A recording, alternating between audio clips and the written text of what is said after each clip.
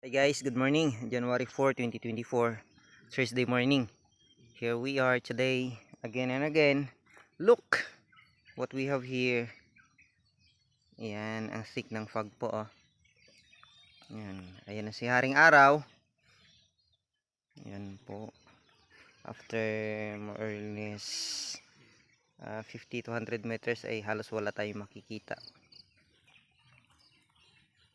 Yan yung mga bagay na ini-enjoy din natin sa lugar na ito, no po?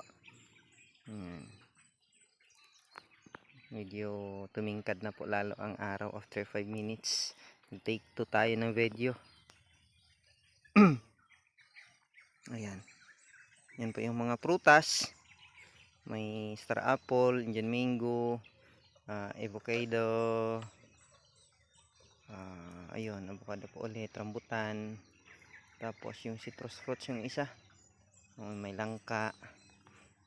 Small area lang po pero random at multi-crop po siya. Yan ay tanim pa po ng namayapang tatay. Bagay na pinapasalamatan natin hanggang sa ngayon kasi namamalagi ang mga bagay na ito. Ayan. Small documentation lang po. Ang fog na ito ay bagay na nakakatuwa din. Na experience ko po ito nung ako'y nasa Baguio at nasa Tagaytay. Pero ngayon ay umuwi akong Negros ay nandito lang po pala. Ayan. Thank you po and hope you enjoy watching.